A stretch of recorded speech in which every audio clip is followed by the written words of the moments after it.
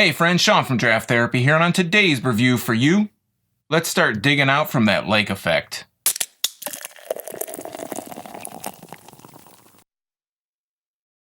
Lake Effect is a 9.7% double IPA from Boatyard Brewing Company in Kalamazoo, Michigan.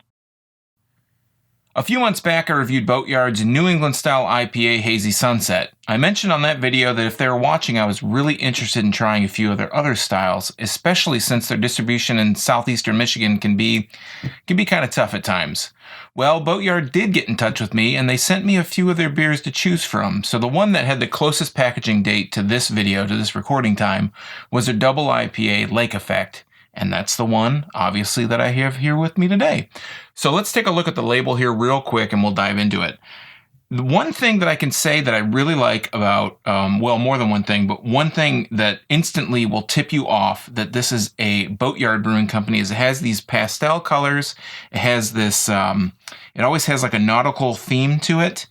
This one looks like it is a frozen over lighthouse with a walkway to it. And it always, it always kind of reminds me of yacht rock when I look at these, and that's not a bad thing. Hey, I ain't too proud to admit I love some yacht rock sometimes myself. So on the back of the can here, it says Lake Effect Double IPA. This big IPA was created with pale ale and light caramel malts, as well as torrefied wheat, brown sugar to round out the malt flavors. The finish was made luscious with the addition of Warrior and Citra after chilling the wort. It's sweet and full of citrus flavors. Watch out. It does pack a wallop. And at 9.7%, yeah, I have a feeling this is going to definitely pack a wallop. So let's just going to grab a regular pint glass today, and let's crack this one open. Yeah, this one's the pastel blue. It's got a snowflake on the top. They sent me a nice assortment, so all the ones had different kind of iconography across the top. And just to kind of get it out of the way, they sent me this in exchange for a fair, honest, and unbiased review. As you guys that watch this channel know, I'm going to give constructive criticism. If I like the beer, great. If I don't like it, that's good too. I'm not going to be, I'm not going to tear anybody apart. This is all constructive. So I have not tasted this. I'm going to try it now, and you're getting my honest review here. So let's crack it open. Oh, can date. I am recording this on January 28th. This is canned on January 11th, 18. It says Snow Effect on the bottom here, canned on 1/11. So thanks again to Boatyard for sending this.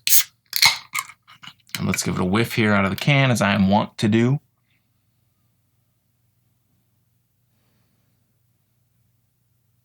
I'm getting kind of a malty scent out of it. I'm not getting a really good smell. I mean, I'm not getting a lot of a smell out of it, just out of the can here. So let's pour it, and we'll see if I can get a better kind of glance at it. This is really golden pouring out, which I expected it to be a little bit darker for some reason. And as it's collecting in the glass, it is getting a little bit darker, but that's a nice kind of golden orange kind of color. And it's got not a whole lot of head. It's dissipating relatively quickly and holding up to the light. It's not super clear. It's not what I would call hazy, but it's not totally transparent. It's just a little kind of dusky, right? So let's give it a better scent, better smell. So I'm getting a little bit of a kind of malty caramel kind of scent. Almost a sweet, God, I'd almost want to say like a sweet apple kind of scent. I know that sounds kind of odd and off, but that's just kind of what I'm generally picking up. Let's give it a taste. See if that will give us a better idea of how this beer is. I hope it will. Tasting it is usually a good way to tell, right?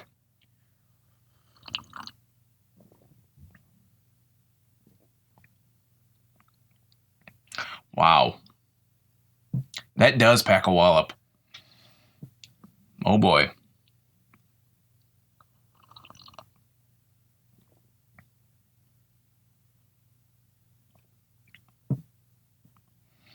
So, wow, the back end, I'll just because that's what I'm tasting right now. The back end, you can taste that 9.7%. This has a boozy bite to it. It also has a real caramel kind of malty backbone to it.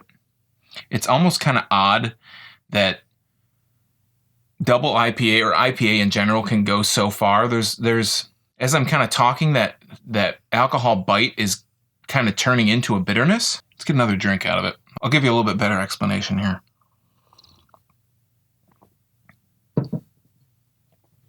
Wow, this like attacks your tongue the minute you drink it. It's like, so I took a drink of water before I tasted this, before I started this, and as I drank the beer, it just kind of like instantly, it was like carbonation on my tongue directly.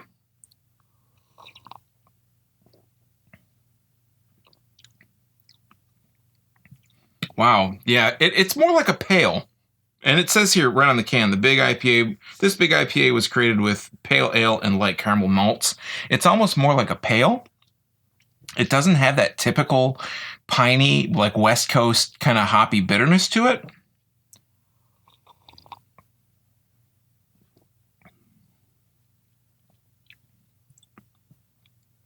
It does have a kind of an orange, zesty kind of bitterness on the back end, but that's combined with that really strong alcohol bite.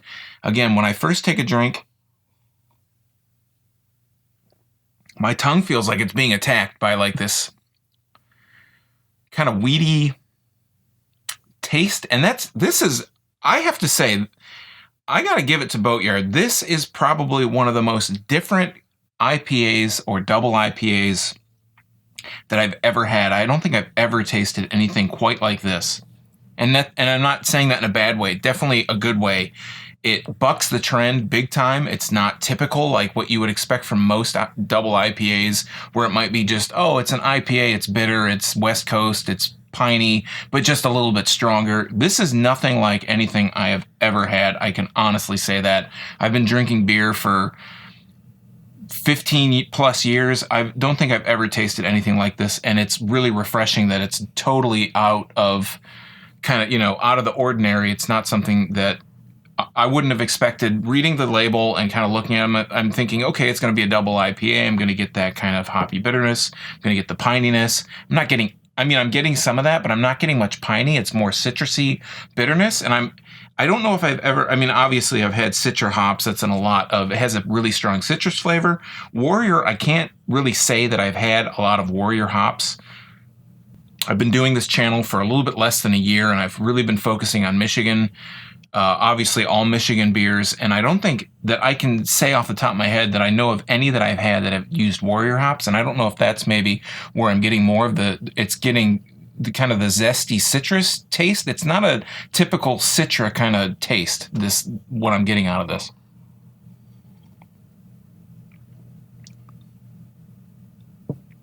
But yeah, just so up front, instead of just saying attacking my tongue, it's like this, it's attacking my tongue with this kind of sweetness, this really kind of background sweetness. It's really complex. And then it hits that crest, and when it hits the crest, the crest of my tongue, or, when it's going down, the front part, the first taste is kind of a sweetness, and then it just whoosh, you get this whoosh of like bitterness on your tongue, this hoppiness, but it's never piney. All right, friends, that is Lake Effect, a double IPA, and I wanted to give a big thanks, a huge shout out to Boatyard for sending it to me. I really appreciate it. If you've got any favorite small local breweries or favorite double IPA, let me know about it in the comments down below. And while you're down there, why not like, subscribe, and share this video with your beer buds? You can catch videos about Michigan beer twice a week by tuning into this channel. You'll also find links to my social media and my blog at drafttherapy.com in the description below this video. So until next time, I'm Sean from Draft Therapy. Thanks for stopping by, and remember, drink craft beer, support your local breweries, and don't forget to treat yourself to a little draft therapy. Thanks for watching. Cheers.